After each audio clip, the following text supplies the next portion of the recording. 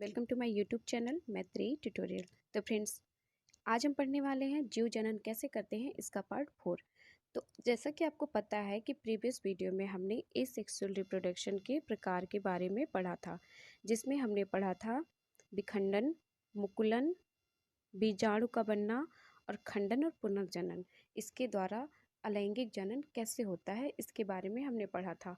आज हम अलैंगिक जनन का 5वां प्रकार पढ़ेंगे, कायिक जनन या प्रवर्धन। यहाँ मिस प्रिंटिंग हो गई है, इसे कायिक जनन या प्रवर्धन कहा जाता है, वेजिटेटिव प्रोपेगेशन। इसके बारे में सबसे पहले पढ़ते हैं कि कायिक जनन क्या होता है। यह अलैंगिक जनन की वह विधि है जो मुख्यतः पौधों में पाई जाती है तथा इसमें जनन पौधे के किसी भाग से होता है, जैसे कि जड़, तना या पत्ती से, लेकिन फूलों द्वारा जनन नहीं होता है और इसमें एकल जनक की आवश्यकता होती है। इसके लिए नर या मादा अलग अलग जनक की आवश्यकता नहीं होती है। तो आज हम सबसे पहले पढ़ने वाले हैं जड़ द्वारा कायिक जनन। जड़ द्वारा कायिक जनन में क्या होता है कि जो जड़ें होती हैं, पुरानी जड़ें, वो भोजन इकट्ठा करके फूल कर सुप्त अवस्था में चली जाती हैं और उन पे अपस्थानिक कलियां आती हैं। सुप्त अवस्था का मतलब है कि वो अब ग्रोथ नहीं कर पाएंगी, वो अब नहीं बढ़ेंगी। वो जितना उनमें हो सकता था ग्रोथ, उन्होंने ग्रोथ किया और उन्होंने पौधे को भी उतना ग्रोथ दिया। अब ना वो पौधे के ग्रोथ में मदद करेंगी, ना अपना कोई ग्रोथ करेंगी। लेकिन इन्हीं जो सुप्त अवस्था में चली जाती हैं जड़ें, उन्हीं पे आ जाते हैं अपस्थानिक कलियां। अपस्थानिक कलियां क्या होती हैं?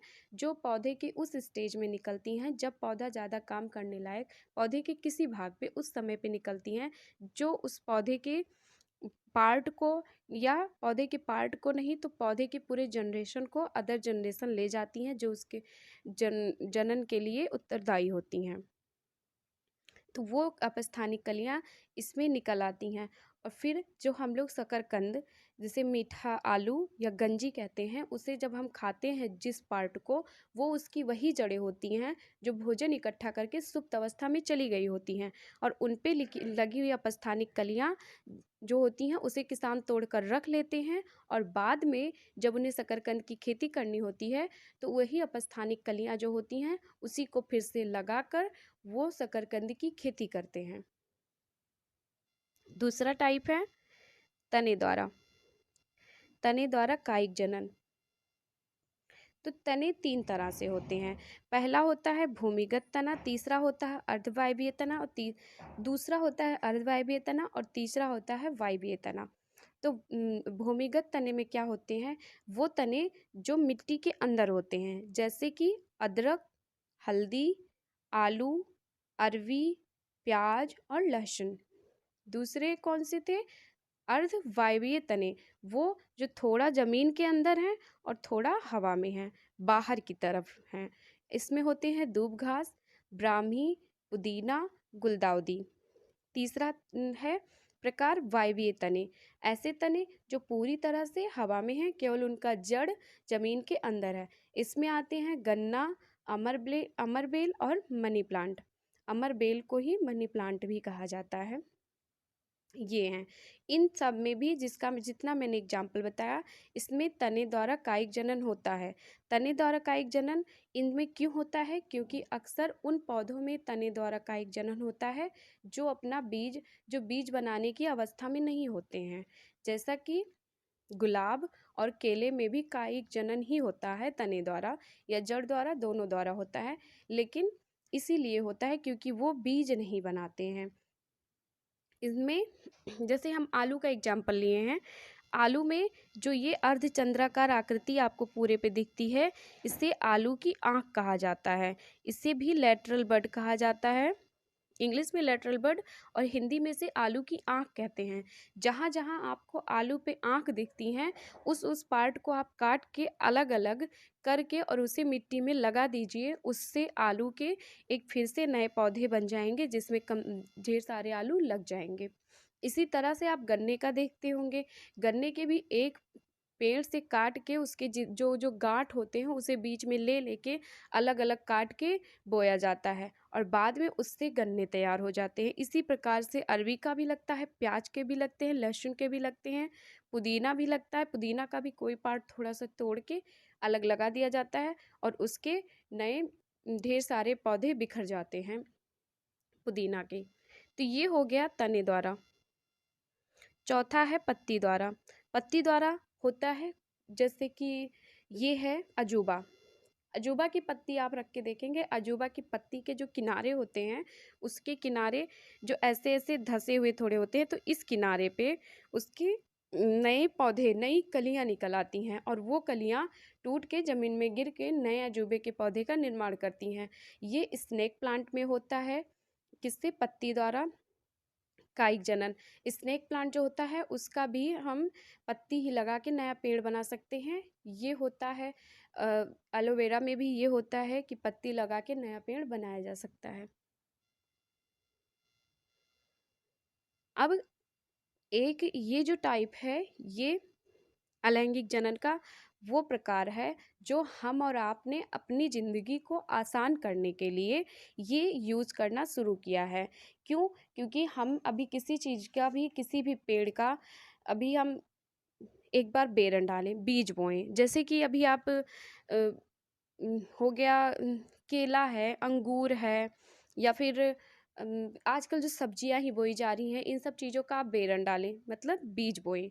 बीज के बाद बहुत टाइम लगेगा कि उसके थोड़े से बड़े पेड़ हों।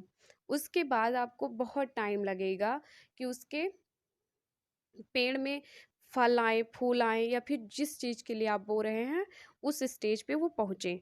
लेकिन यहीं आप उस पेड़ के सीधे प्लांट लगा दिए, कोई पार्ट काट के लगा दिए जो कि उसका ग्रोथ करने वाला पार्ट है। ऐसा नहीं है कि वो बीज से नहीं होगा, लेकिन आपको पता है कि आप किसी पौधे का तना लगा देते हैं तो वो थोड़ा अगर अच्छा वातावरण नहीं मिला तो भी वो सरवाइव कर जाएगा। लेकिन अगर आप सीड डालते हैं, बीज डालते हैं, तो बीज के लिए 3 चीज़ परफेक्ट होनी चाहिए। हवा, पानी, मिट्टी। ये 3 चीज़ अगर उसके हिसाब से नहीं हुई तो बीज जो होगा वो अंकुरित ही नहीं होगा। बढ़ने की तो बात छोड़िए, वो अंकुरित नहीं होगा। तो इसलिए ये तो हमने अपनी निजी ज़िंदगी को उन पौधों में ही यूज़ करना शुरू किया है। ये जो टाइप हम पढ़ने जा रहे हैं, कौन सा? आर्टिफिशियल वेजिटेटिव प्रोपेगेशन, कृत्रिम कायिक जनक, हम उन पौधों में भी यूज़ करते हैं जो कि जिनका कि बीज लगाया जा सकता है। इसमें पहला टाइप है कलम लगाना।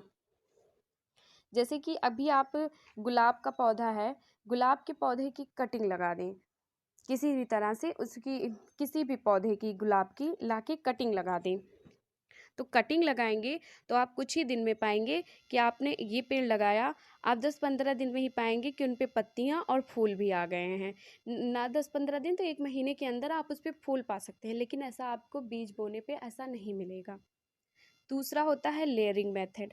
लेयरिंग मेथड में क्या होता है कि जो पेड़ है उससे जो तना या शाखाएं निकल रही होती हैं उसे हम ज़मीन के अंदर दबा देते हैं, और वो जो ज़मीन के अंदर दबा हुआ पार्ट है, जब उसके जड़ निकल के ज़मीन से मिल जाते हैं तो हम इसके पेड़ से जो लगा हुआ भाग है इसे काट के अलग कर देते हैं, और इधर जो दबाते हैं भाग उसे ऊपर करके एक सपोर्ट दे देते हैं जो कि हवा में ऊपर की तरफ जाए, और उसके बाद उसके पेड़ से सपोर्ट को काट देते हैं जब नीचे जड़ आ जाता है।